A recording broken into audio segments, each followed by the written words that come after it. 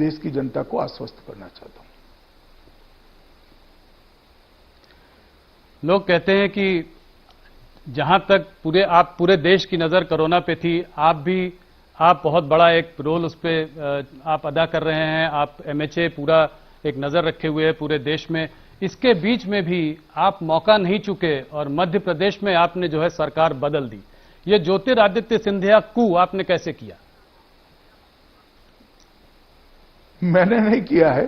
कांग्रेस के अंदर नेतृत्व के प्रति श्रद्धा कम होने के कारण कू हुआ है।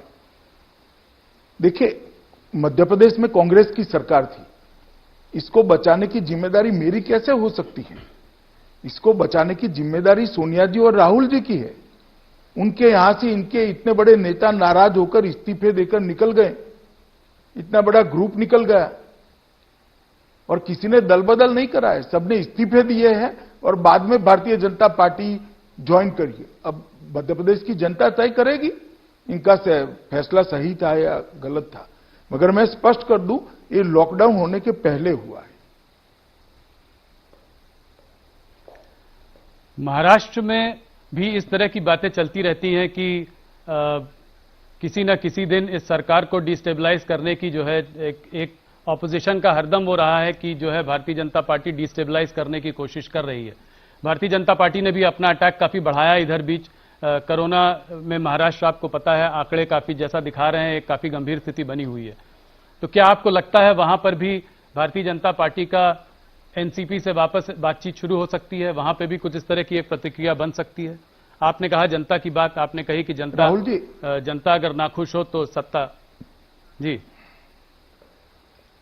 राहुल जी, आप एक इतने अनुभवी जर्नलिस्ट है, मुझे एक बात बताइए, जब तक ये 3 घटक दल है महाराष्ट्र सरकार के, अपने आप में और एक दूसरे के प्रति इनका भरोसा अक्षुण्ण है, सरकार कैसे टूट सकती है? और उनका भरोसा हम तो तोड़ नहीं सकते। जो सरकार में बैठे हैं वही अगर सरकार से नाराज होकर बाहर निकलेंगे तो क्या हो सकता है? कोई नहीं बचा सकता। हमने कभी ऐसा प्रयास नहीं किया कि कहीं पर भी अस्थिरता आए, और विशेषकर तब जब कोरोना की लड़ाई चल रही है। नारायण राणे जी ने भी बीच में बात प्रेसिडेंट्स रूल की थी, तो इससे इस बात को और गर्मी मिल गई। नहीं, वो बयान तो दे ही सकते हैं, वो सांसद हैं, तो बयान देने में उनको कौन रोक सकता है? उनका भी वाणी स्वतंत्रता का अधिकार है। मगर केंद्र सरकार हर मोर्चे पर महाराष्ट्र सरकार के साथ खड़ी रही है कोविड की लड़ाई में। मैं आता हूं वेस्ट बंगाल की ओर। वेस्ट बंगाल में ममता बनर्जी पिछले काफी महीनों देखा गया है कि वो कोई भी केंद्र पर एक अटैक करने में चूकती नहीं है। आपके ऊपर तो खास करके ये तक कहा है कि अमित शाह जी खुद ही क्यों नहीं बंगाल की सरकार चला लेते हैं। एक तानाशाही का माहौल बना हुआ है और जो है जो चाहते हैं बिना किसी से पूछे राहुल मुझे सुन लो, पहले एक बात का जवाब दे दूं। मैं तो नहीं चला सकता। जी मैं सांसद हूं, बंगाल में जाकर मैं सरकार नहीं चला सकता। मगर इनकी इच्छा भारतीय जनता पार्टी वहां सरकार चलाए, वो बंगाल की जनता बहुत जल्द पूरी करने वाली है।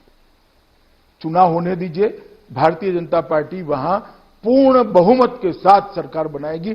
जिस प्रकार की अव्यवस्था वहां फैली है, बंगाल की जनता परिवर्तन चाहती है, तो उन्होंने ठीक ही कहा है कि भारतीय जनता पार्टी सरकार चला ले। उनकी मंशा बंगाल की जनता जल्दी पूरी कर दे। बीच में अभी कोरोना वायरस को लेकर भी उन्होंने कहा, जो ट्रेन जा रही थी माइग्रेंट्स को लेकर, उन्होंने कहा कि ये एक पॉलिटिकल कंस्पिरेसी है। उन्होंने कहा कि ये जो है क्या कहते हैं, कोरोना एक्सप्रेस बोला उसको। तो इस सब को आप कैसे देखते हैं? ये वेस्ट बंगाल से सेंटर की जो लड़ाई है ये बढ़ती ही जा रही है या दरार जो है और गहरी होती जा रही है? हमारी कोई लड़ाई नहीं है, मैं स्पष्ट कर दूं। यूपी के अंदर 1200 से ज्यादा ट्रेनें गई, बिहार के अंदर लगभग 1000 ट्रेनें गई हैं, बंगाल के अंदर 100 ट्रेन भी नहीं गई। और कोई बंगाली अपने राज्य के अंदर वापिस जाना चाहता है और उसको कोरोना एक्सप्रेस का नाम देना, क्या वो बंगाली का अधिकार नहीं है अपने घर वापिस जाने का? मैं आपकी चैनल के माध्यम से ममता दीदी को पूछना चाहता हूं, क्या गुनाह है वो बंगाली नागरिक का जो कहीं तमिलनाडु में बैठा है, गुजरात में बैठा है, महाराष्ट्र में बैठा है, वो अपने परिवार के साथ इस संकट के समय रहना चाहता है, तो उनको वापिस न भेजे केंद्र सरकार? और सब राज्यों ने अपने अपने प्रवासी मजदूरों को लिया है, सिर्फ बंगाल में नहीं गए, सबसे कम बंगाल ने लिया है, आज भी ट्रेनें नहीं ले रही। और मैं मानता हूं कि बंगाल की जनता ये वाक्य को चुनाव में ढंग से याद रखेगी कि जो बंगाली आ रहे हैं उनको आपने कोरोना एक्सप्रेस का नाम दिया है।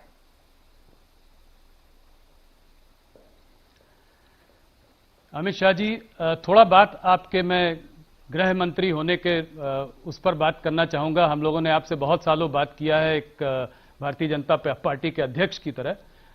जब इस सरकार की दूसरी पारी शुरुआत हुई थी तो आपने धुरंधर बल्लेबाजी की। शुरू में आप छाए हुए थे, आप चारों तरफ आप कश्मीर का मुद्दा लेके आए, ट्रिपल तलाक हुआ, राम मंदिर का फैसला आया, सीएए, तमाम ये सब चीजें हुई। मैं कश्मीर पर जरा सा आपसे पहला सवाल करना चाहता हूं। क्या आपको संतोष है कश्मीर में जो हुआ, जो आप चाह रहे थे वो कर पाए? आज भी मैं देख रहा था कि टीआरएफ टेरर ग्रुप ने कहा है कि वो आउटसाइडर्स को वहां पर एकदम जो है आने नहीं देंगे। और मुझे ये भी याद है कि मुझे आपने एक बार झारखंड का जब चुनाव चल रहा था तब मैं आपसे मिलने आया था वहां पे, तो आपने मुझसे कहा था जिसको जाकर वहां रहना है जाके हर कश्मीरी आराम से रह सकता है, और ये मेरा वादा है और मेरा दावा है कि उसको कुछ नहीं होगा। तो इसको आप कैसे देखते हैं? आज कश्मीर की हालत कैसी है? कश्मीर की हालत एकदम ठीक है। 2014 से लेकर 2020 तक और 370 निरस्त करने के बाद भी आतंकवाद के आंकड़े देखिए, 90 से आज तक सबसे कम आतंकवाद के आंकड़े हैं। और इसके पहले भी श्री राजनाथ सिंह जी जब गृह मंत्री थे, कश्मीर के अंदर भारत सरकार ने अपना बहुत अच्छा परफॉर्मेंस किया था और आतंकवाद को कंट्रोल में लिया था, और आज भी है।